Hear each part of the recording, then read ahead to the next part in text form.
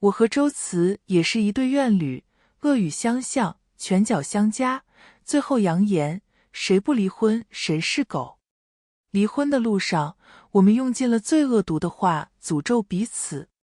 可当油罐车撞过来的时候，他却猛打方向盘，用他的那一边迎了上去，让我多活了0.01秒。再一睁眼，我回到了高2结束的那一个夏天。周慈也正抱着一束花，问我要不要试试。下一秒，神色恹恹的他满脸晦气地抬起了眼。四目相对的瞬间，我便知道他也回来了。亲爱的朋友，你有没有过这样的时刻，偶然翻开一本旧书，指尖触到泛黄的纸页，突然就想起某个午后，阳光透过窗棂洒在书籍上，连灰尘都在光束里慢慢飘。那时的时光好像特别慢，慢到能把书中的每一句话都嚼出味道。欢迎来到时光书房，喜欢我的朋友欢迎点击订阅分享。那我们故事开始。我在周慈野的保险柜里发现了一摞许念的画像，心神俱裂之余，我知道他死定了。不由分说的，我冲了上去，给了他2个大耳刮子，抓花了他的脸。一开始他只是躲，后来急了眼，一把推开我。发什么神经？你是不是有病？我抓起画像就砸在他脸上。我有病？你他妈才有病！偷偷画小姨子，你恶不恶心？看着满地的画稿，周慈也红了眼。许思思，我从来没见过像你这么卑鄙恶毒的人。你就是嫉妒许念，不安好心。可你就是比不上他，连他的一星半点都比不上。魏石魔当初死的不是你。这句话我听过太多次了，但每一次听到还是会让我失去理智。我捞起凳子就冲了上去。死你大爷！那一天我们打进了派出所，民警体贴地问我是不是被家暴了。我冷笑一声，瞧不起谁呢？这叫互殴，互殴懂吗？虽然我披头散发，脸上还有淤青，但周慈也已经头破血流了。这一局我完胜。从派出所出来，我们就指着彼此的鼻子，这婚必须离，谁不离谁是狗。谁能想到我们会死在离婚的路上呢？油罐车撞来的前一秒，我还在骂他是个躲在阴暗角落偷窥意淫的死变态。周慈也面黑如锅底，咬牙切齿。我喜欢的就是许念，从头到尾都是许念。要不是你跟他长得一模一样，你以为我会跟你在一起？许思思，你也不撒泡尿照照，你有哪点比得上许念？我这辈子最讨厌的就是总被拿来跟许念相比。即使他死了，我也要活在他的阴影之下。凭什么？我的手已经抓向周慈野的头发。来啊，同归于尽啊！下一秒，刺耳的声音响起，油罐车失控地冲了过来。我脑子里一片空白，只见周慈也白了脸，猛打方向盘，用他的那一边迎了上去。我失神地看着他，看着这个同我纠缠了10年的男人。我们总是相处不好，争吵打闹，在这10年里就没断过。为什么不分开？有人问过他，也有人问过我。我一言不发。他闷头抽烟，谁也说不出原因。就像那一年，他神色恹恹地抱着一束蔫巴的花，问我要不要试试。多奇怪，明明几天前他刚拒绝了我的告白，说不想谈恋爱，只专注于学习。怎么过了几天就想开了？直到很久之后我才知道，他其实是去找许念告白的，可却被许念婉拒了。失意难过的他看到了我，看到了那张和许念一模一样的脸。下意识的，他走向了我，拿我当替身，透过我去追忆许念。10年，他真该死啊！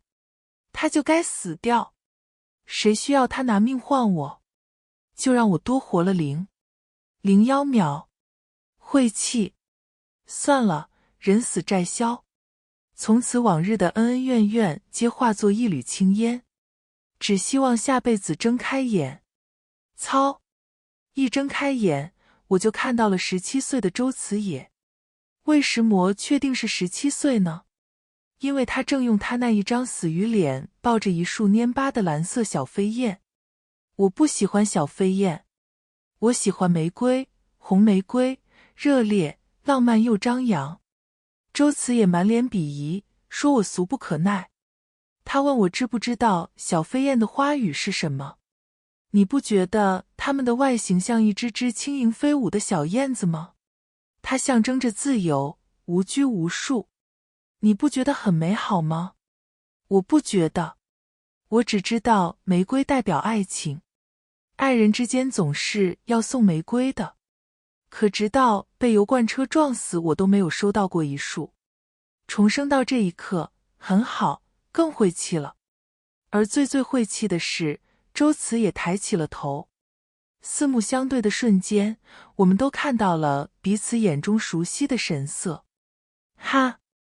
几乎不需要思考，我便知道，他也回来了。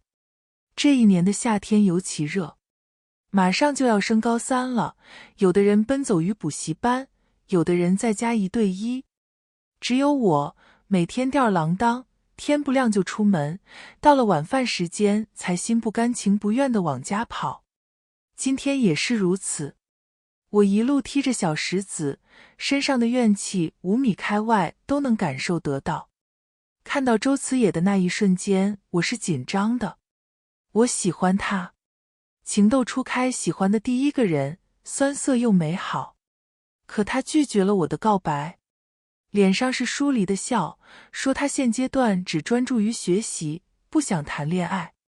我又羞又恼又难过，憋着哭跑开，发誓再也不喜欢他了。可当他脚步缓缓地走向我，我还是忍不住心脏狂跳地站在了原地。他说要不要试试？几乎没有思考，我连连点头。这毫无尊严、毫无底线、毫无立场的恋爱脑行为，就是我往后余生的奇耻大辱。重来一次，我毫不犹豫地冲他冷笑一声，默默地竖起中指。周慈也舔了舔后槽牙，把花塞进了垃圾桶，转身就走。10分钟后，我家门口，我们再次相遇。沈芳满脸的戒备和狐疑，把着门，盯着周慈也。你说你找谁？周慈也难得手足无措，甚至还带着拘谨和小心翼翼。阿姨，我找许念。您能让我见他吗？我有话要对他说。你找许念干什么？你是谁？沈芳的攻击性已经化为实质，瞪圆了眼睛，目露凶光。周慈也似乎被吓到了，讷讷的还想开口。我烦躁地啧了声，不是说了我不喜欢你吗？怎么还跑我家里来？你以为找许念他就能帮你？不知道我最讨厌的就是他吗？跟我走。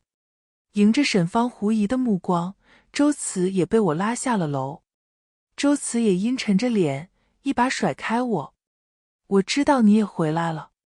过往的恩恩怨怨，我不想再计较。如果你觉得我对不起你，那我跟你道歉。但是许思思，你应该明白，我们重生到这个时候，是老天给我们的机会。我一定会保护好许念，不管是谁都不能把他从我身边带走，他自己也不行。我不指望你帮我，但你不要捣乱，否则我不会放过你。我面膜表情，听着周慈野的深情和警告。等到他说完，在他的怒火注视下，我冷笑出声：你算个什么东西？傻逼！所有人都喜欢许念，他优秀、善良、美好。在学校，他常年霸榜年级第1，是冲击清北拿到高考状元的种子选手。他参加各种竞赛，能歌善舞，琴棋书画样样精通。但他并不会因为自己的优秀就高人一等，对老师、对同学总是温柔地面带3分笑。在家里，他是父母的骄傲，是家族的希望，是所有人交口称赞的存在。他从不忤逆长辈，乖巧可人。不管谁提出怎样的高要求，他总是乖顺的点头。可就是这样的他，在高考结束的那一年，在他拿到高考状元的那一年，在父母大宴宾客，接受所有人羡慕和嫉妒的时候，他爬上了顶楼，一跃而下，结束了自己的生命。没有人知道他为什么会自杀，包括我。只是后来，随着年岁增长，随着记忆的反复倒带，我窥见了美好下的斑驳。和周慈也不欢而散，我慢悠悠地回了家。刚打开家门，就看到沈芳正端着一杯牛奶给许念。她目光温柔，轻抚着许念的长发。一会儿妈妈送你去白老师那儿，她说你进步很快，但你可不能骄傲，一定要继续努力。对了，刚才那个男生你真的不认识吗？手机给妈妈，妈妈检查一下。念念，现在是关键时刻，你可千万不能学许思思，跟那些不三不四的男生混在一起。许思思已经废了，妈妈只剩你了，你可一定要争气。好了，赶紧把牛奶喝了，趁热。沈芳早就注意到了我的存在，可她并不在意，甚至还嫌弃地对我翻了个白眼。我默默地想，作为一个已经废掉的女儿，我总不能白担了这恶名。于是我几步上前，一把夺过许念手上的玻璃杯，哗啦一声砸在了地上。许思思，你想干什么？沈芳歇斯底里的大吼。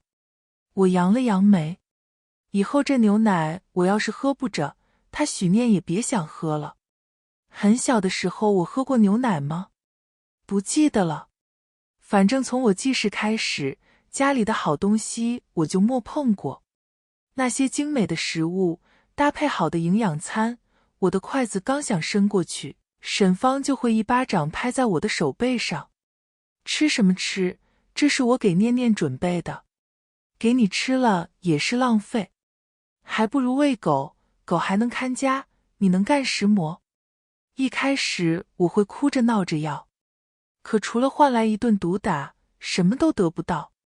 沈芳打我向来是下死手的，她高高的扬起手，巴掌重重的落下，啪的一声巨响，我被打得偏过脸去，半边脸连着脑袋都麻了。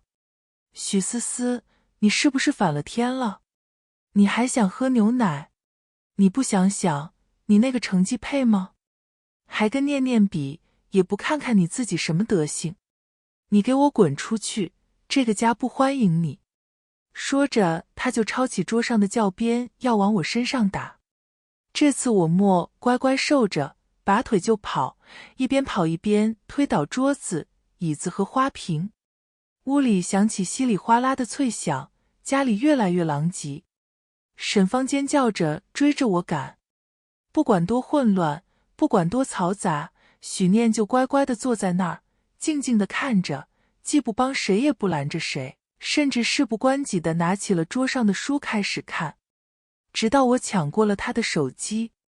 终于，他抬头看向了我，冷漠的目光中出现了片刻的疑惑，然后僵硬地看着我拿着手机冲进了他的房间，砰地关上了门。第一时间我就想将房门反锁，却发现锁芯是坏的，根本没有这一功能。我只能拿背狠狠地抵着房门。门外是沈芳的踹门声和叫骂声。我脸上露出扭曲又畅快的笑，拿出手机打开，带着哭腔大叫：喂，110吗？我妈要打死我了，你们快来，快来救救我！沈芳被带走了。在她持续抵抗，抓伤一名员警的脖子，并扬言要打死我之后，她将面临的是24小时的拘留。员警怜悯地看着我，询问需不需要帮我联系其他亲人。他委婉地告诉我，他们能做的有限。如果我坚持要让沈芳被拘留的话，等他出来，我将面临更窘迫的境况。对此，我连连点头并表示感谢，但同时坚持他必须被拘留。不管怎么样，至少我能睡一个好觉。远景看着我的目光更心疼了，同时他指了指许念：“那是你的姐姐还是妹妹？她没事吧？”相比较我的楚楚可怜，一直面无表情，与世隔绝的许念似乎更令人担心。我苦笑一声，点了点自己的脑袋，用许念可以听到的声音说：“他啊，脑子有问题，傻的。”许念僵住，似乎还咬紧了牙关。出于人道主义，远景联系了我们的父亲，那位常年在外拼命赚钱，只有逢年过节和许念取得重大成绩才会回来的父亲。他礼貌地跟远景道歉，说自己一定会及时赶回来，并约束妻子的行为。但我知道，至少这2天他是不会回来的。送走远景，我打了个哈欠。许念神色莫名地看着我，我伸了个懒腰，抬脚就进了许念的卧室，毫不客气地在他床上躺了下来。大概5分钟过去，脚步声响，睁开眼，许念就站在床边，沉着脸看我。这是我的房间。哦，请你出去。那我要是不出去呢？这是我的房间。翻来覆去就只会这一句，不是每次写的作文都能拿来当范文吗？怎么？这张床你很宝贝，特别喜欢。许念又不说话了，只是嘴唇抿得更紧，看向我的目光变得更加幽深。既然你不喜欢，就借我一晚。这么软的床，这么蓬松的被子，我还是第一次睡。好走不送，出去记得把门给我带上。闭上眼睛，我不再理他。不知道过了多久，他终于离开，还真的给我带上了门。只是关门的动作不算温柔。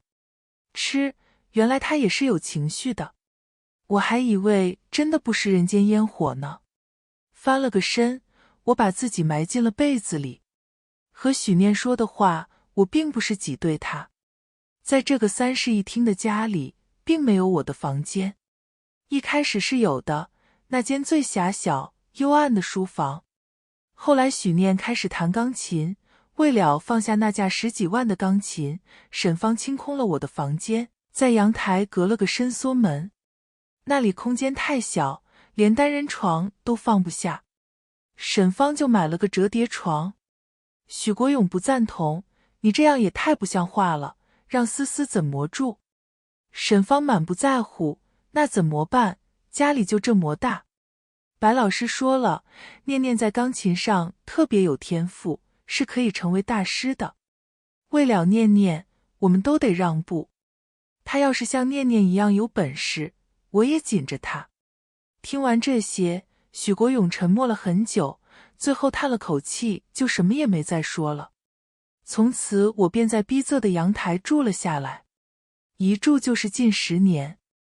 我恨过沈芳，恨过许国勇，其中最恨的就是许念。他坦然地享受着一切，面对沈芳对我的苛责、亏待、打骂，从来没有为我说过一句话。我曾无数次期待地看向他，到最后都转为失望。甚至我觉得他看向我的目光是冷漠的，是居高临下的，是带着畅快的。他恨我，就像我恨他一样。可他凭什么恨我？这一晚我睡得迷迷糊糊，做了无数个梦。梦里有沈芳，有许国勇，但更多的是许念和周慈也。摔下大楼，脑浆崩裂，面目全非的许念。所有人都在尖叫，崩溃，一个个晃着我的肩膀，质问我，为石魔死的不是你。那些狰狞的面目逐渐清晰，是周慈也的脸。他掐着我的脖子，咬牙切齿，为石魔死的不是你。从梦中惊醒，大汗淋漓。打开门就看到周慈也站在门口，面对着许念，面红耳赤，一副心里小鹿乱撞的样子。要多纯情有多纯情。许念同学，早上好。你吃过早餐了吗？我买了一些，你要不要尝尝？他献宝似的扬起自己的手。何止一些，这是很多。许念把着门，莫让他进。声音温温柔柔，却带着疏离。不用了，谢谢。请问你来我家有什么事吗？周慈也一僵，目光游离，落在了我身上。我找许思思。周慈也有些失落，一路上丧着脸，一言不发。就连我从他手上顺早餐都无动于衷。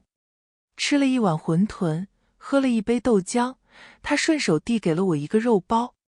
陈记的牛肉包，你总说想吃，趁着现在人家还没关门，抓紧了吃。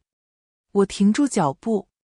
陈记的牛肉包儿，皮薄馅儿大，油润油润的，带着微辣，是整个高中时期我最喜欢的早餐，配上一杯现磨豆浆，满足。我确实说过很多次我怀念这家的早餐，但周慈也从来没有回应过这个话题。原来不是没听见，也不是没往心里去，只是不想搭理我。这样想着，我一脚就踹在了周慈野的腿肚子上。周慈也倒抽一口凉气。你有病啊！又发神经！你不想理我，我还不想理你呢。再见！再也不见！他对着我的背影气急败坏的大吼。2个小时后，一家甜品屋，我们四目相对。你怎么在这儿？欢迎光临。他脸上是茫然，我脸上是假笑。这家甜品店的名字就叫一家甜品屋，是周慈野堂姐开的店。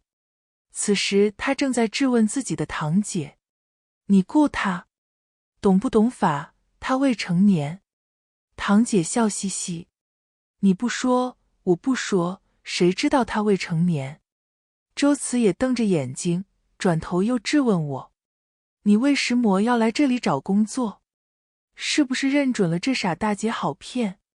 你干嘛要找工作？缺钱？我勾起嘴角，一字一句，关你屁事。整个下午我迎来送往，周慈也坐在角落里，像个生气的河豚。过了许久，等我再看过去，他已经仰着头，张着嘴巴睡着了。堂姐拿胳膊拐我：我这老弟是不是喜欢你？你们是不是有一腿？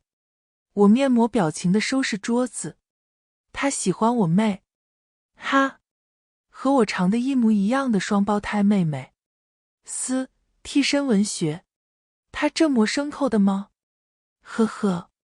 等我去揍死他。好消息一，周慈也被他姐打得上蹿下跳，抱头鼠窜，滚出了甜品店。好消息二，我通过试用拿下了这份兼职，工资1小时10元，节假日翻倍，按月结算。从甜品店出来，周慈也还在墙角蹲着，看到我就站了起来。有屁就放，你就不能好好说话？不放我走了。你跟我姐说了什么？她为什么要打我？我翻了个白眼，完全不想搭理她。周慈也却一把拉住了我。许思思，你一直住阳台，为什么？你们家明明有3室，为什么你要住阳台？后来你买那么大的房子，定制一张3米的大床，就是因为这个。可为什么每次我不在家，你又要去书房睡？还有，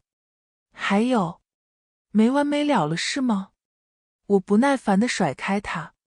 我们已经没关系了，现在没关系，以后更不会有关系。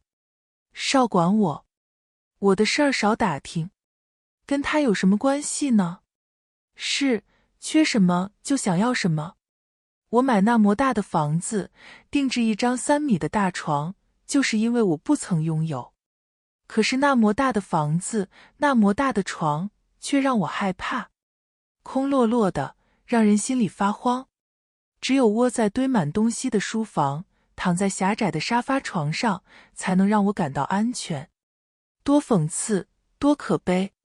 我以为长大的自己能弥补年少的缺失，却原来那是我一生的贫瘠。从拘留所出来，沈芳第一时间就给各个补习班的老师打了电话，要求把许念缺掉的课程补上来，然后火急火燎进了厨房，给他的心肝大宝贝烹饪营养餐。一开始他怒目圆瞪，又想打我。我晃动着手机，你敢动手，我还报警。沈芳气得直喘气，把念念的手机还给他。不悬，你要么重新给他买一个，要么他以后就别用了。沈芳脸都气红了，拉着许念好一顿检查，询问他这24小时我有没有欺负他。许念无精打采，摇摇头，什么话都莫说。这样子落在沈芳眼里，就是我肯定莫干好事。可他又忌惮着，不敢真的对我动手，只能抚着自己的胸口。真是造孽啊，怎么生了你这么个祸害？自己不学无术，还要欺负念念，当初就应该把你掐死。我怎么就没掐死你？一腔怒火无从发泄，他最终选择漠视我，就当我不存在。饭没有我的，菜没有我的，就连家里的谁也搬去了许念房间。对此，我耸耸肩去了阳台，就着窗外的灯光吃了几片吐司，一个三明治，喷香。从那天开始，沈芳将我彻底排除在外。如果不是怕外人议论，估计这个家门我都进不了。但我丝毫不在意，每天早起上班，夜幕降临才回来。饿了就吃面包，渴了就喝矿泉水。唯一烦人的是，周慈也总是阴魂不散。这天下起了大雨，一开始还有些闷，后来大风一吹就带了几分冷意。从店里出来，我缩了缩脖子，犹豫着该怎么走。周慈也递过来一把伞，喏，给你。我就当没看见，还往旁边挪了挪。他烦躁地啧了声，逞什么能？你是不准备回家了，还是想淋雨跑回去？眉宇间满是欲色，我抬眼瞪向他，你到底想干吗？周慈野的手紧了紧，我想问你一个问题，许念为什么要跳楼？许思思，你就一点也不着急吗？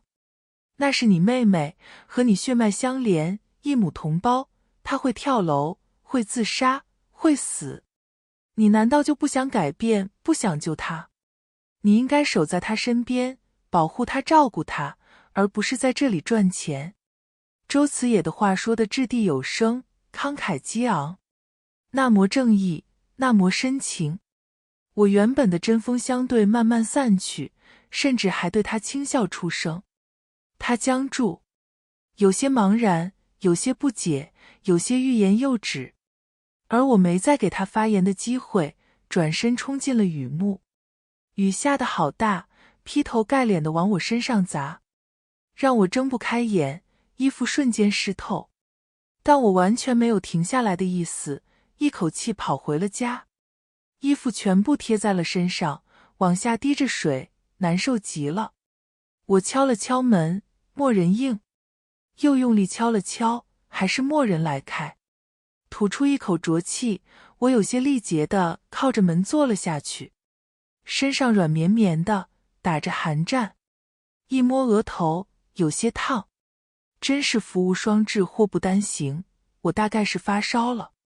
沈芳不会给我开门了，许念也不会管我，我更没有资格拥有这个家的钥匙。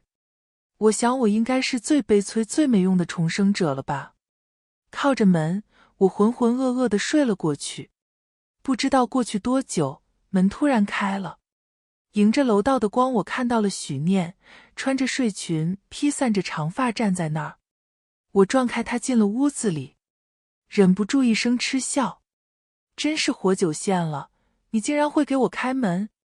我以为你巴不得我死在外面。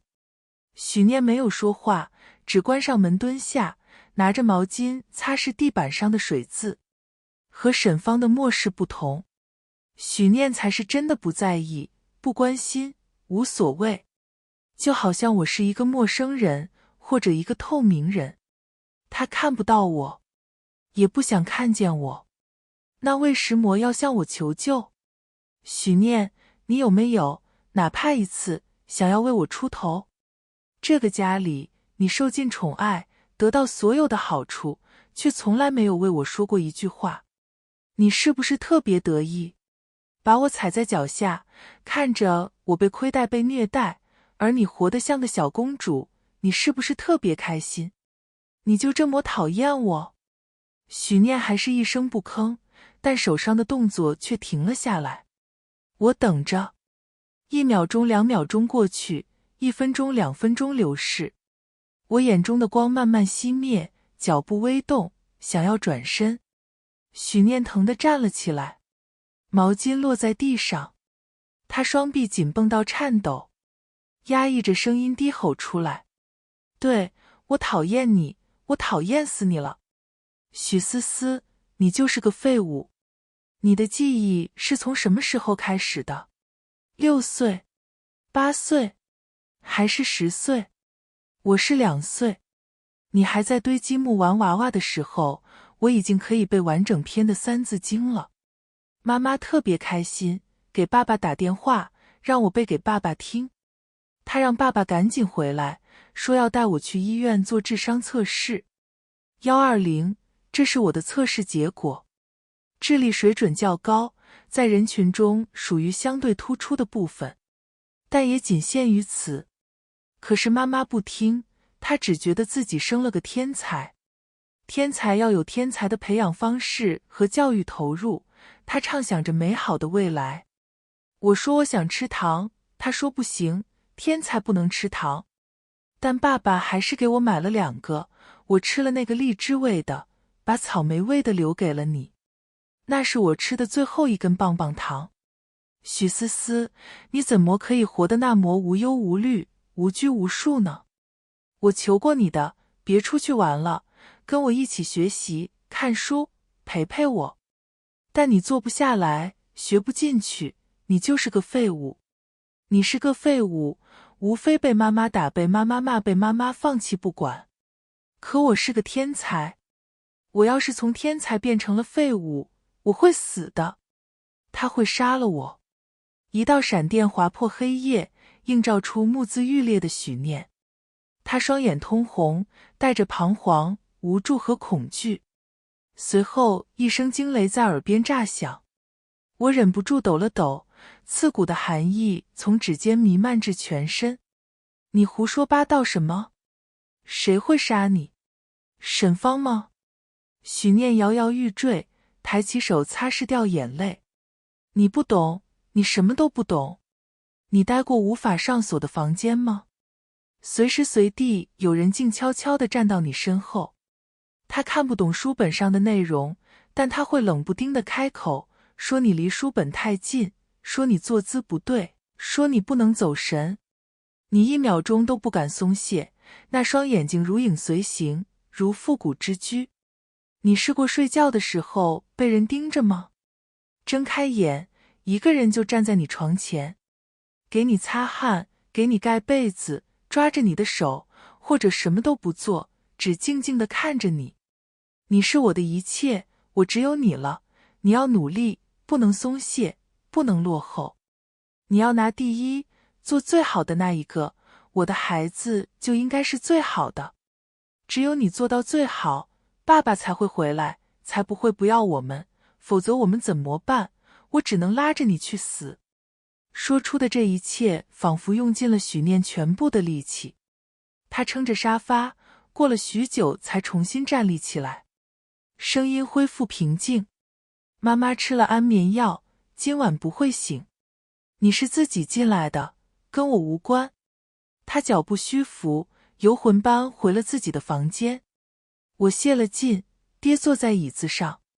有些东西我已经不想再问了，包括床板下的那些字。许念的自杀是个谜，他没有留下一句话，没有留下一个字。沈芳几乎拆了整个家，想要找到许念自杀的真相。直到床板被人掀开，所有人都僵在原地。那歪歪扭扭刻上去的字，像一双大手，扼住了所有人的喉咙。救救我！救救我！救救我！许思思，救救我！许念为什么要人救他？上面为什么会有我的名字？沈芳掐着我的脖子，声嘶力竭。你对念念做了什么？是不是你害的他？许思思，你怎么不去死？为什么死的不是你？我也不明白啊。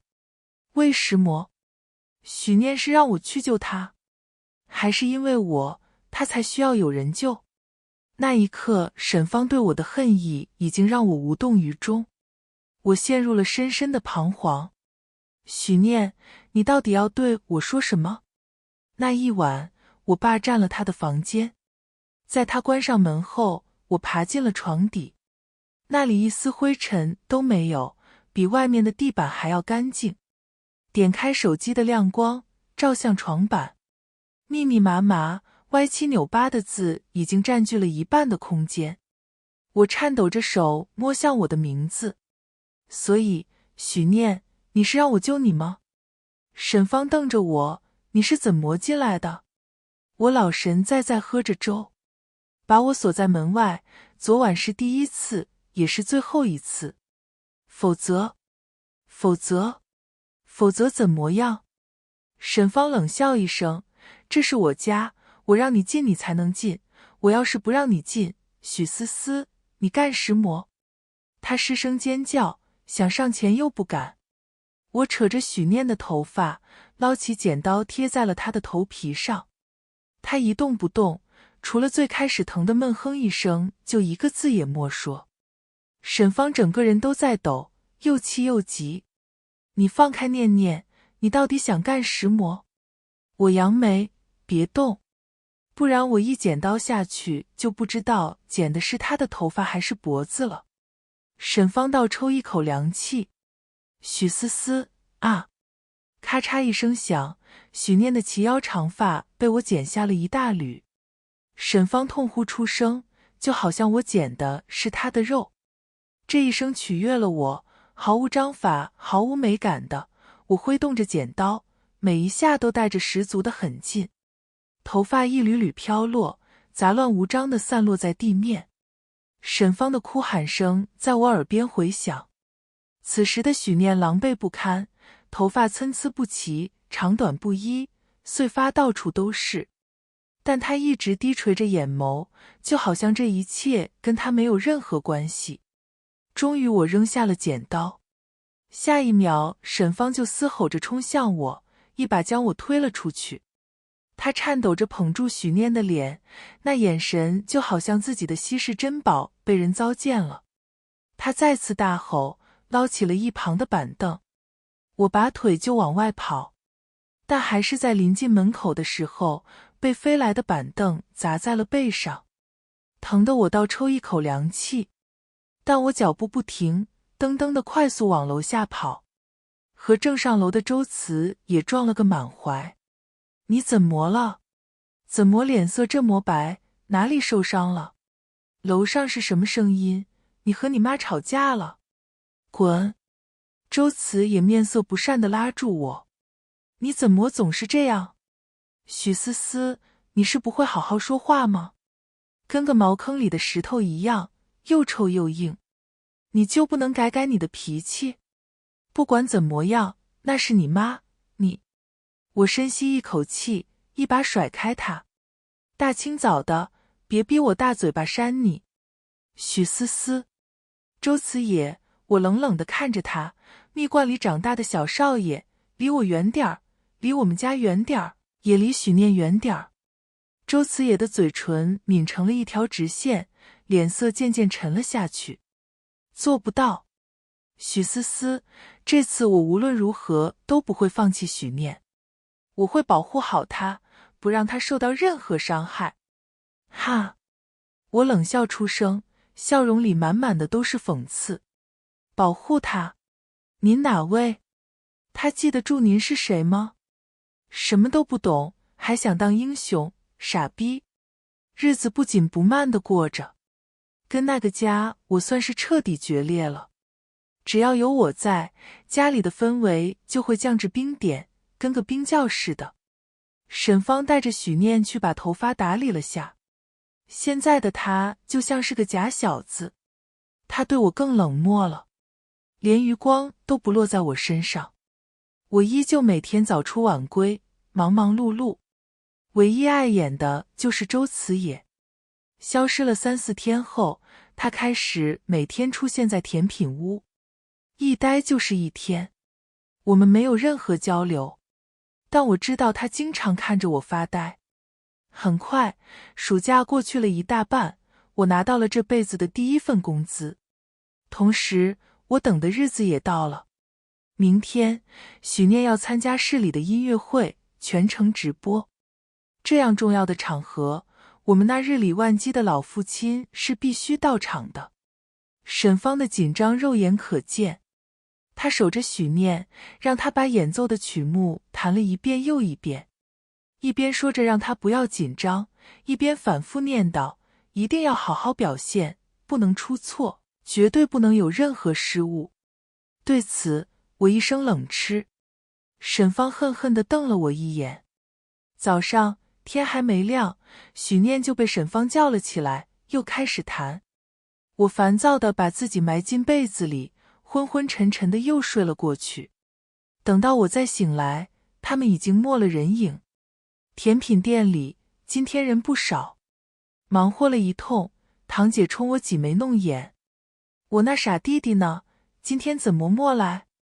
不知道，大概陶冶情操去了吧。什么玩意儿？我笑了笑，没有解释。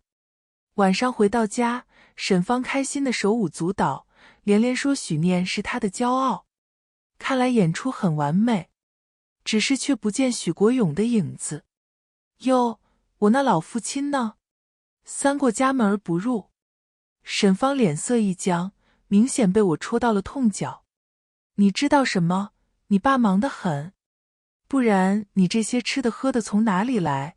你以为赚钱很容易吗？是吗？我还以为他忙着哄他的小老婆呢。你胡说八道什么？行吧。我耸耸肩，就当是我胡说八道。沈芳阴沉着脸拦住我。你是不是知道什么？我似笑非笑地磨着沈芳的耐心，眼见着她要爆发，我缓缓开口。君豪酒店，我看见他搂着一个女人走了进去。沈芳如遭雷劈，一张脸扭曲得像恶鬼，抓起桌上的包，她头也不回地冲了出去。相比较沈芳，我更讨厌许国勇。小时候我是依赖他的，他不像沈芳那么偏心刻薄，他总是不赞同沈芳的行为，手心手背都是肉，哪里有你这样的？于是我就把自己的难过、委屈都告诉了他。我说，如果爸爸妈妈离婚，我想跟着爸爸。许国勇又是心疼又是欣慰地揉了揉我的脑袋。可是当晚，在他和沈芳吵架的时候，他却脱口而出，思思都希望我们离婚，不想跟着你，你看看你这妈当的有多失败。许国勇提着行李转身就走。沈芳阴恻恻地看着我，抓着我的头发把我从客厅拖到厨房，让我在厨房跪了一夜。我哭着给许国勇打电话，求他回来，说我害怕。他在电话里把沈芳骂了一毒，又安慰我，却一直都没有回来。这是爱吗？沈芳直截了当地告诉我，他不爱我。许国勇告诉我，他爱我，他心疼我，但他什么都不做，到最后还要告诉我，他是爱我的，只是他没有办法。许念摘掉了头上的假发，缓缓站起身，准备回卧室。卸个妆，换身衣服，跟我走。许念脚步顿住，却没有后续的动作。我只等你10分钟，时间一到我就走。你要带我去哪儿？把你卖了。许念有片刻的怔愣，他呆呆看着我的样子，让我的心情莫名的愉悦。我敲了敲桌子，抓紧时间。许念一抖，转身就往卧室走去，脚步越走越快，临近门口的时候还被自己绊了一下。8分半，许念走出了卧室，千篇一律的白裙子，却难得脸上泛起了绯红，还有些气喘。想必是真的住了急的。我抬了抬下巴，率先向门外走去。许念亦步亦趋地跟在我身后，无论我什么时候回头，他都离我1米远。第一站，我带着他去了一家甜品屋。堂姐瞪大了眼睛，还真的长得一模一样。不过你们俩也太好分辨了，妹妹文静你跳脱。我笑了笑，本来就是不一样的人，当然好认。拿了一块蛋糕，端了一杯咖啡，我放在许念面前。店里最火的抹茶蛋糕，卡布奇诺，尝尝。许念眨了眨眼睛，乖巧地拿起勺子。我在这里兼职，每天不在家的时间我都在这儿。老板人很好，同事也很和善，就是要学的东西很多。这个卡布奇诺我学了半天，拉花有点难，你应该1个小时就能学会。最近我还跟着师傅在学做蛋糕，挺有意思的。许念一边小口小口吃着，一边安静地听着我讲。蛋糕吃了一半就被我拿走，留点肚子，一会儿吃点其他的东西。你有没有什么想吃的？许念想了想，路边摊。于是我把他带去了大学城。整整一条街的路边摊，从街头到巷尾，又走回街头，花了1个半小时的时间。许念的脸色有些白。胃疼？不吃了，走吧，带你去下一个地方。公车行驶了20分钟，我们下了站。看着面前熟悉的建筑物，许念有些疑惑。我没解释，带着他进了不远处的小矮楼。2楼，左边第3间，我拿着钥匙打开。空间很小，一张床，一个洗漱台，一个卫生间，那边的桌子椅子是我自己买的。没办法，我们学校附近的出租屋就这里最便宜。我是用周姐的身份资讯租的，她帮着交了1年，我按月给她。说着，我把钥匙放在了许念手上。这个门可以反锁，钥匙只有这一把。有人敲门，你可以选择开，也可以选择不开。要在这里住1晚吗？许念紧紧地攥着手里的钥匙，指尖发白。1分钟过去，我默在等他的答案，从这间出租屋走了出去。门外，我蹲坐了许久，直到听见房门反锁的声音。嘴角几不可见地扬了扬，我缓缓起身下了楼。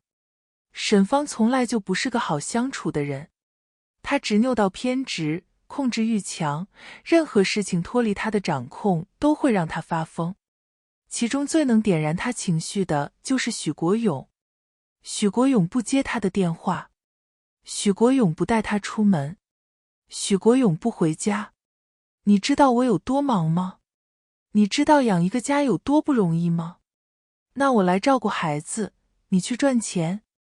沈芳就是个纸老虎，她会撒泼打滚，蛮横不讲理。可在许国勇那儿，她却是一退再退。只要他回家就行，只要不离婚就行。许国勇在外面有情况，他完全不知情。不可能，只不过睁一只眼闭一只眼，自欺欺人罢了。现在被我捅破，沈芳是绝对要发疯了。他冲进酒店打了小三。许国勇怒不可遏，一脚将沈芳踹了出去。可让他莫想到的是，有人举报酒店涉黄，不仅引来了远警，还有尾随而至的记者。这一幕被摄像头完整的记录了下来。该进医院的进医院，该进警局的进警局。又是美好的一夜。第二天，等我站到许念面前时，他的神色由茫然转为震惊，接着了然，然后苍白了下去。许思思，你想干什么？窗子的倒影里，我是一头和他如出一辙的短发，是我让理发师对着他的照片剪的。还有这一身白裙，是我从他的衣柜里拿的。搭配上和他一模一样清冷寡淡的表情，谁还分得出哪个是许念，哪个是许思思？我认真地看向他。我们玩个游戏吧。从今天开始，你是许思思，我是许念。你去逃跑，我去清算。许国勇不承认自己出轨，他只说那是自己的下属，和他共处一室是为了商量工作。是沈芳疑神疑鬼，不信任他。既然连最基本的信任都没有，那离婚好了。一听这话，沈芳瞬间就蔫巴了。他接受了许国勇的说辞，把这口气硬生生地咽了下去。客厅里，许国勇已经没了耐心。行了，我已经把你送回来了。厂里还有事，我得马上走。你不在家里吃饭？许国勇，你心里到底还有没有这个家？我天天忙里忙外，你连个人影都见不着，好不容易回来了，屁股还没坐热就要走，你有完没完？你知不知道，因为你这顿闹，我损失了大几万，我不回去怎么办？客户不要了，钱不赚了，日子不过了。沈芳闭了嘴，憋着一口气，咽又咽不下去，吐又吐不出来。许国勇嫌恶地瞥了他一眼，看向我又是温风和煦。念念，你在家里要好好学习，听妈妈的话。想要什么跟爸爸说，爸爸给你买。对了，思思呢？怎么这么半天都没见到她？沈芳，你是不是又打骂思思了？你说你这个当妈的，手心手背都是肉，哪有像你这么偏心的？不提这个名字还好，一提，沈芳差点绝过去。我缓缓开口，许思思被我赶走了。沈芳和许国勇同时看向我，空气安静了下来，落针可闻。念念，你说什么呢？什么叫思思被你赶走了？是不是许思思又欺负你了？天杀的，真是家门不幸，家门不幸啊！我表情淡定，语气平静。许思思严重影响到了我的学习，让我没办法静下心来。所以我要求他在高考结束之前不要回来。许国勇满脸的谴责和不赞同。念念儿，思思毕竟是你的姐姐，虽然她秉性顽劣不堪，但也不能把她往外赶，这可就是你的不对了。你胡说八道什么？你知不知道许思思现在变成了什么样子？你看看念念的头发，就是许思思剪的，她还报警抓我。赶出去好，我早就想把她赶出去了。你还有没有点当妈的样子？家无宁日，就是你闹的。那你有没有点当爸的样子？你胡搅蛮缠，懒得跟你说。两个人再次争吵了起来，我起身打破僵局。我觉得现阶段最重要的就是高考，为了冲击高考，我们家所有人都应该妥协和让步。既然许思思也是家里的一员，她做出一点牺牲又算得了什么呢？沈芳眼睛一亮，连连称对。许国勇满脸犹豫，算了算了，随便你们，我不管了。爸爸，你是我们家的顶梁柱，怎么能不管呢？刚好我有点事要求您帮忙，爸爸，能给我5万块钱吗？许国勇瞪大了眼睛。念念，你要5万块钱干什么？这是未来1年许思思的生活费、学杂费和住宿费。我承诺给他，他保证不出去乱说，他会告诉所有人是他自愿搬出去的。5万块钱不多，但足够一个学生阔绰的生活1年，并结余一部分撑起大学。5万块钱不少，即使许国勇能随随便便拿出来给别人买包，但让他给这个家，他却是不愿意的。都是一家人，怎么还谈钱？思思也太不像话了。沈芳也觉得太多，凭什么给他？他要多少就给多少，反了天了。我没插话，任由他们发泄，直到最后轻飘飘地说，等我拿到高考状元，肯定会有媒体采访，真希望到时候不会有任何闲言碎语。一时间他们都沉默了。这5万块钱，许国勇拿的心不甘情不愿，沈芳心疼的就好像咬下了他的一块肉。我送去给许念的时候，他正戴着假发，穿着我的衣服站在柜台里。周慈也就在他身边，慢吞吞地操作着咖啡机，做完亦不看他一眼。等到许念乖乖地点头，周慈也嘴角一弯，笑得很是满足。盯着这一幕，我看了许久，然后毫不犹豫地转身离开。周慈也是在我走到车站的时候追上来的。许思思，他气喘吁吁，我第一眼就知道那不是你。许念自杀，跟你们的父母有关，是吗？这就是你想出来的办法，代替他。许思思，你想干石磨？周慈也，我像上辈子那样，帮他理了理跑得凌乱的头发。周慈也僵住，眼中汹涌的是我看不懂的情绪。许思思，你别乱来。我轻笑一声，怕我自杀？你觉得我是会自杀的人吗？周慈也摇头。你不会，就算你要自杀，你也会拉个垫背的。怎么说呢，还挺了解我。所以我的是你少管。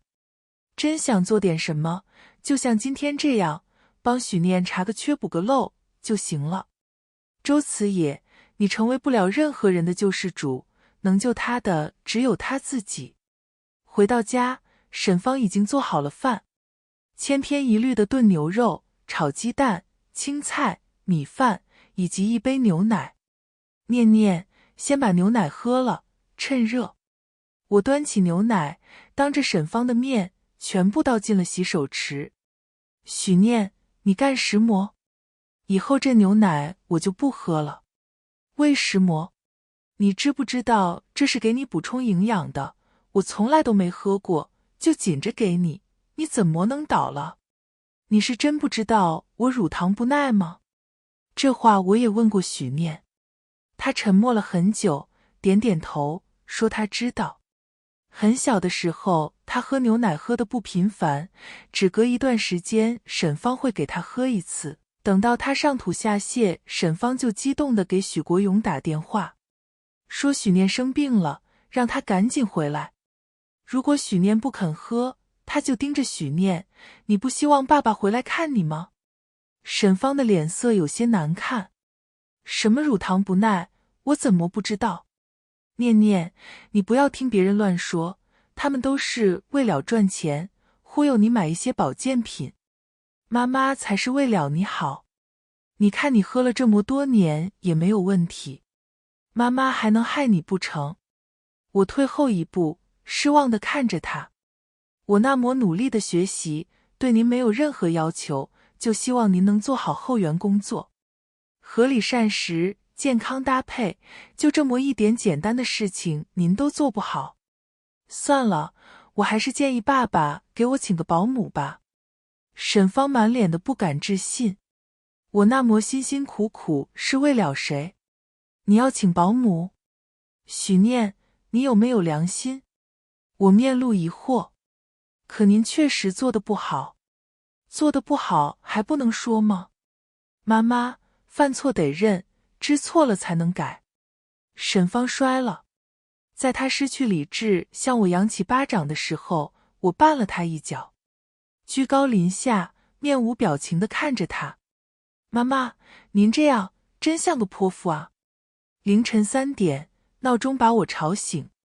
从厨房拿了把刀，我进了沈芳的卧室。被我气到后，她的脸憋成了猪肝色，进了卧室就没再出来，连晚饭都没吃。走到她床边，刀和柜子相碰，声音沉闷，但在寂静的深夜里却清晰可闻。沈芳动了动，悠悠转醒，和我四目相对。下一秒，破碎、崩溃、惊惧的尖叫声响起。妈妈，别怕，是我。许念，你想干石魔？你拿着刀站在我床前，想要干石魔？沈芳抱着被子往墙角缩，声音尖锐到已经劈叉。我叹了口气，在她床边坐下。妈妈，平时你就是拿着这把刀给我做饭的吗？我挥舞着刀。这么重，切菜肯定很辛苦吧？虽然你做的并不好，但不可否认是用了功的。妈妈，只要你不影响我的学业和前途，你终究是我最爱的妈妈。好了，睡吧，我看着你。沈芳的样子已经快要崩溃了，她强忍着害怕把我送了回去，但她不知道，今晚只是一个开始。第二天，当她发现我从楼下餐馆点餐，让别人送上来的时候，她再一次爆发了。当着服务生的面把饭菜全部扔在地上，又尖叫着砸了桌上所有的东西。我一言不发，面无表情，就这么冷漠又嫌恶地看着他。沈芳的动作越来越小，慢慢的她迟疑了，脸上甚至有难堪闪过。啧了声，我抬起脚往外走。你去哪儿？沈芳拉住我。我平静地与她对视。妈妈，我下午还有繁重的课业，我得补充营养。恐惧、害怕多来源于力量感的缺失。小时候我怕沈芳，因为我反抗不了她。她一巴掌就可以把我扇飞，她可以轻而易举地拖醒我，她把我按在地上，我连挣扎的力气都没有。后来我恨沈芳，恨她的偏心、亏待、漠视。但我已经不怕他了，他的巴掌我能躲，躲不过我能跑，甚至我抓住他胳膊的时候，他已经挣脱不了了。我姐姐从小吃得很差，全是剩饭剩菜，但她身体比我好，不仅力气更大，还更少生病。而我这个锦衣玉食长大的，却走两步就喘。白老师是个很温柔、很细心的人。见我呼吸急促，就问我是不是身体不适，于是我就苦笑着跟他讲了这些。您不知道，其实我乳糖不耐，我妈却非说牛奶好，逼着我喝。为了让我保持身材，她从不让我吃饱。我的所有餐食全部少油少盐，寡淡的没有一点味道。牛肉好，鸡蛋好，青菜好，我就永远只吃得到这3样菜，生病要进嘴的时候都是不变的。我没有户外运动，因为浪费时间。我这2条腿啊，已经快要退化了。白老师满脸的心疼。你妈妈怎么这样？东西好不好，完全要看合不合适，每个人的体质不一样，她不懂吗？我感动地看向白老师。余光瞥见了半开的门缝。沈芳必定过来，因为我的乐谱落在了她的包里。于是我叹息着开口：白老师，您要是我妈妈就好了。我妈妈就应该像您这样，温柔、博学又懂得尊重人。您说，一个成年人连自己的情绪都控制不了，他凭什么生儿育女，繁衍下一代？沈芳一路恍惚。刚上楼就看到周慈也在门口踱着步，手上提着一盒糕点。你来干石魔？许思思已经不在这里住了，你以后不要再往这里跑。周慈也挠挠头，有些不好意思。阿姨，其实我喜欢的是许念同学，这是我自己做的糕点，想给许念同学尝尝。沈芳怔住，看向我的目光中带着失望和几分窃喜。许念，怎么回事？是他说的这样吗？你知不知道你现在可是冲击高考的关键时期，怎么可以做出这样的事？你真是太令我失望了。我哦了声，越过他打开门，同时接过周慈爷手上的糕点。谢谢。沈芳一把抢过糕点，摔在地上。小小年纪，你早恋。我和你爸爸辛辛苦苦赚钱送你去学校，是让你学习的，不是让你谈恋爱。许念，你真是太让我失望了。失望2个字，他几乎是咬牙切齿吐出来的。我扬眉，是他喜欢我，不是我喜欢他。他怎么不喜欢别人，偏偏喜欢你？你就真的什么都没做？你要这么想，我也没办法。许念，你什么态度？在沈芳的咆哮声中，我进了厨房，拿出菜刀扔在地上。你要是觉得他不应该喜欢我，那你把他杀了吧。沈芳噤了声，周慈也咽了咽口水，脚步机不可察地往外挪了挪。他是我叫来的。周慈也有些烦人。通过这么多事，他大概意识到，他出现在沈芳面前是会给我或者许念造成麻烦的。于是他长了个心眼，但却总在周围徘徊。我就给他打了个电话，想来就来，爱来就常来。想要逼疯一个人，不能总用单一的元素。当他身边的每一个点都能让他爆发的时候，他也就离崩溃不远了。当晚，我再次出现在沈芳床前，直勾勾地盯着她。这次已经不用我发出任何声响，半分钟不到，她就弹射了起来。我拉着她的手，声音悠悠：“妈妈，这个家只剩了你和我，你不会离开我的，对不对？你要相信，不管发生什么，我都是爱你的。但你要是更优秀一点，就更好了。我的妈妈肯定是要成为最厉害的那个，不然凭什么当我的妈妈？你说对不对？好了，我陪你一起睡，就像小时候那样。我不会离开你的，你也一辈子不要离开我哦。”不过2天，在我连续2晚出现在沈芳床前后，她反锁了房门。不管我怎么拍怎么叫，她都不肯开。于是我拿着菜刀劈了房门。结实的木板门被我在正中间劈开了个小洞。我弯下腰，凑上前，看了进去。沈芳僵直地站在那儿。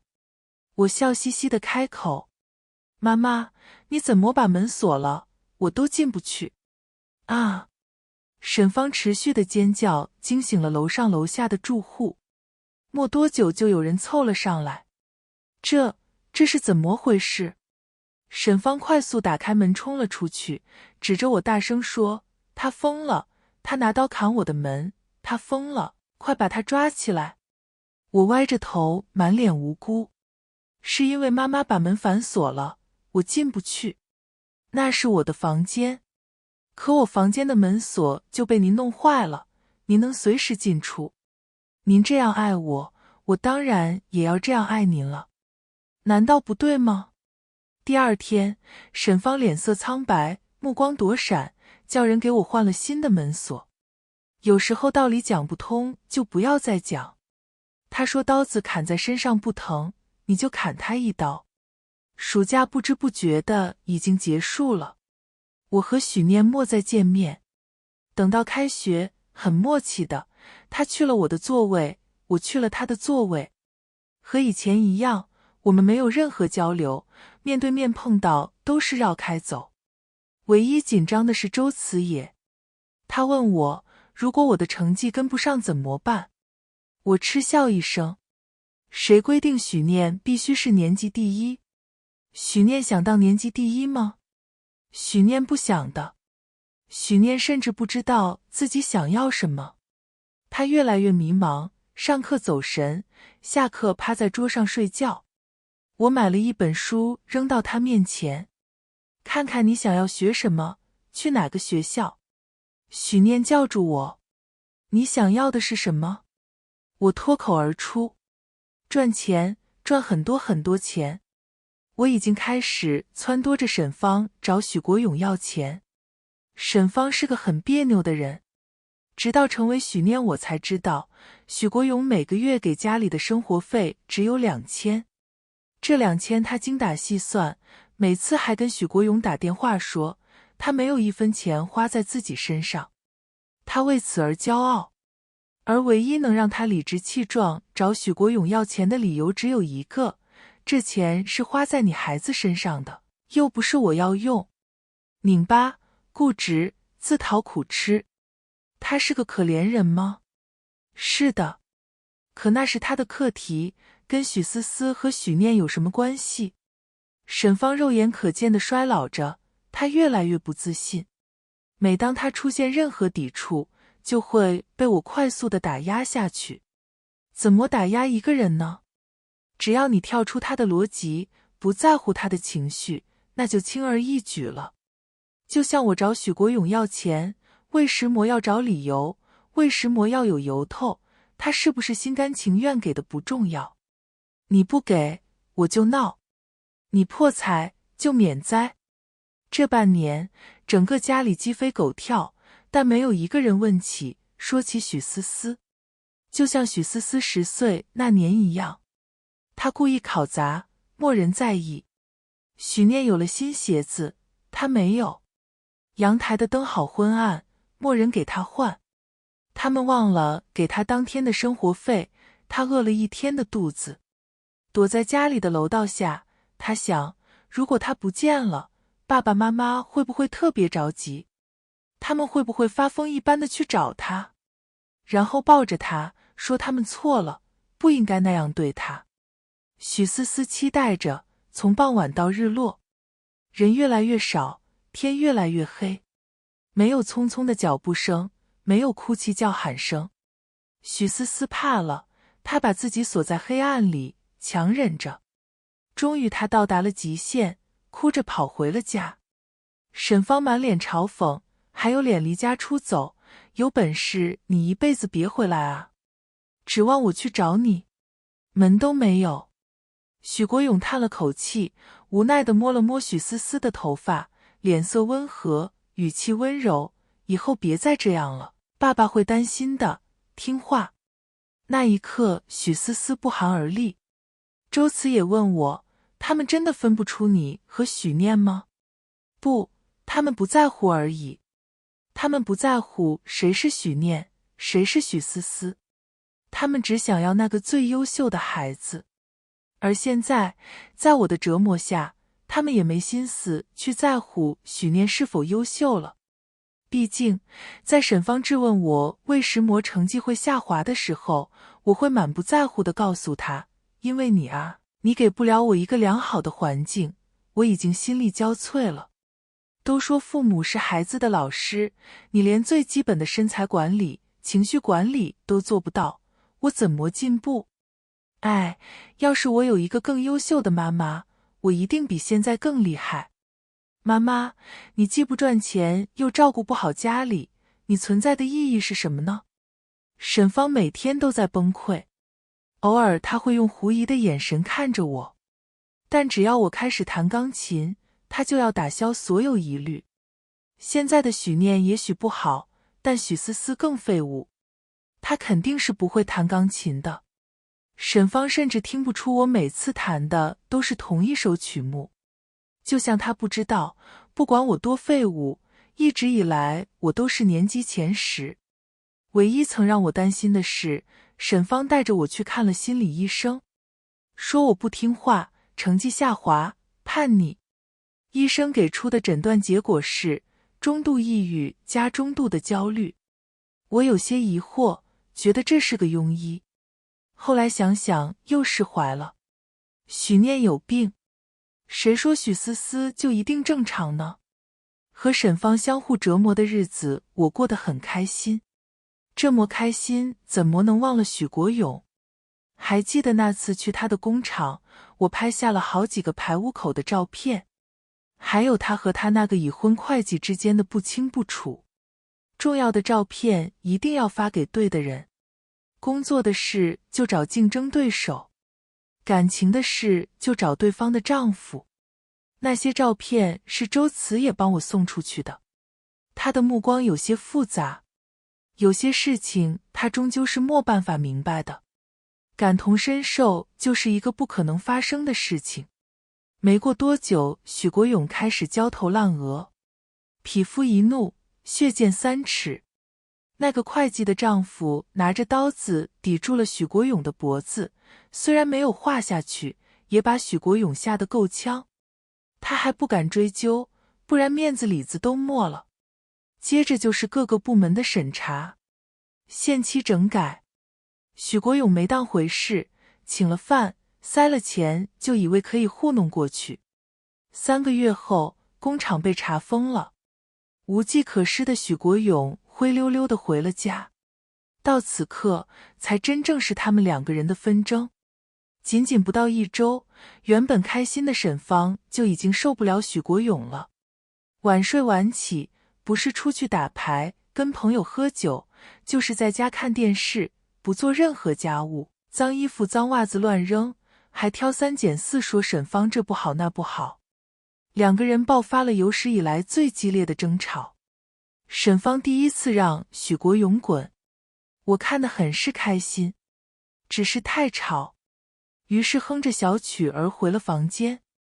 许念选好了专业，他想报考生物科学类，选择的大学在安徽，而我按照上辈子的轨迹选择了我的母校。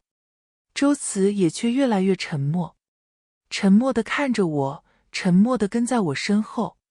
你到底想怎么样？许思思，你喜欢我吗？重要吗？不重要吗？我深吸一口气。周慈也，如果你重来一次，只是为了弄清楚我喜欢谁，你喜欢谁，那你也太逊了。时间飞快地往前撵着，撵着我们快速奔跑。沈芳和许国勇闹起了离婚，他无数次想在我这里寻求安慰，都被我不咸不淡地挡了回去。他崩溃大哭，我就默默地看着他，像看一个无理取闹的神经病。慢慢的，沈芳好像开始怕我了。我蓬勃生长，他一天天老去，怎么会不害怕呢？但他放心，我总归会用他对待我的方式对待他的。终于，高考如期而至。许念已经收拾好了行囊，买好了当天晚上的车票。他急切地想要离开，想要去往全新的地方。我淡淡地看着他，轻声说，许思思这个人，必须在这个世界的某个角落，好好的活到寿终正寝。许念仓促地低下头，他上前抱住我。许思思，我最讨厌你了，可是怎么办呢？我最爱的也是你。那天晚上，周慈也拦住我，他笑得吊儿郎当，你不是想刺激你的父母吗？我给你用啊，免费的。我翻了个白眼，傻逼。转过身去，周慈野的声音有些低，许思思，我们不应该走到这一步的。这么多年，我总是想，我是不是真的喜欢你，我不知道。但我知道，让我离开你，我不愿意。那一天，你说你跟我在一起只是胜负欲，只是想压许念一头，根本不是真的喜欢我。我很难过，所以才脱口而出那样的话。许思思，我喜欢你。我微微抬起眼眸，心里五味杂陈，说不上难过，但却有些憋闷。周慈也说的是我发现许念画像的那一天，他说那只是年少的怅惘，让我不要无理取闹。说许念只是一个已经离开的人，让我适可而止。可我怎么忍受得了多年的感情是一场骗局？于是我讥讽一笑，那咱们俩还真是一对了。你拿我当替身替代许念，我拿你当工具，想要压许念一头。正好，谁也不欠谁。周慈也瞪大了眼睛。你说什么？我说我从来没有喜欢过你，我只是想赢许念一次。那时的周慈也眼中狂风卷击。哈，那省得我觉得亏欠你了。许思思，你真是一点也比不上许念，我真后悔拿你当替身。曾经的恶语还在耳旁，可现在早已物是人非。最终我什么都没再说，缓步走进了阴影。番外，许念。许念再一次从睡梦中惊醒，他疼得坐起身，捂着胸口大口喘气。这是他离开的第8年，他依旧无法安睡。他在努力的生活，交朋友，看世界，做实验，搞研究。一切似乎越来越好，但只有许念知道，某些夜深人静的时候，他总想爬上窗台往下跳。但他不能。他现在是许思思，许思思必须寿终正寝。许念从小就讨厌许思思，他就像个打不死的小强，不管沈芳怎么对他，他最多难过一晚，第二天起来又是一双明亮的眸子。他怎么可以那样无忧无虑，自由自在呢？他想干石磨就干石磨，想去哪儿就去哪儿。可是许念不行，他有上不完的培训班，做不完的题，他必须努力成为沈芳最优秀的孩子。许思思有一双健全的腿，她可以跑到这个世界的任何一个角落去。但许念却被剪断了翅膀，打断了四肢，他哪里都去不了。这让许念无数次的绝望。他多希望许思思能看到他，救救他。许念从来没想过摧毁一个人的会是爱，或许他终究是不如许思思坚强厉害吧。许念想，就这样了，他这辈子就这样了。可是许思思却给了他一个选择，一个成为许思思的选择。许念承认，他心动了。这是他成为许思思的第8年。有一天，一个朋友惊讶地给他发了一张照片，你看，像不像你？我都惊呆了，你确定没有一个双胞胎姐姐或者妹妹吗？许念看着那张照片，贪婪地放大又放大。那是个清冷的女孩，一身职业装，戴着金丝边眼镜，全身上下都散发着生人勿近的气场。是许思思，这才是真正的许思思。许念无数次探听过许思思的消息，他知道许思思考上了理想的大学，但那并不是沈芳想要的。他会怎么样对许思思呢？许念辗转反侧，买了车票赶回去，躲了半个月，直到许思思让他滚。不是你该操心的，他都不够我玩，就你这个废物任他拿捏。许念想，他确实挺废物。魏石魔几乎把他逼死的难题，却对许思思没有任何影响呢。许念一直都知道许思思很优秀，自己拼命才能保住年级第一，许思思却轻而易举就能冲进年级前10。自己反复练习才能记下来的谱子，许思思一遍就能扒下来。许念怕极了。如果这个家里必须有一个废物的话，他希望是许思思。可是现在看来，自始至终废物的都是他，好像也挺好的。许念突然好想许思思，他拿出手机，拨出那个熟记于心的号码。电话很快被接通。哪位？许念握紧了手机，紧到整个手都在颤抖。他说不出一个字，只有呼吸越来越急促。过了许久，许思思开口：我在忙，你要是不怕了，就回来。刷，许念的眼泪流了下来。他嗯了声，语气里满是轻快。他想，他要回家了。今天的时光书房之旅到这里就暂告一段落了。下一期我们会带着新的时光之书与你相遇，可能是关于老上海的弄堂故事，也可能是藏在经典名著里的岁月细节。记得常回来看看，时光书房永远在这里，陪你在文字里与时光温柔相拥。咱们下期见。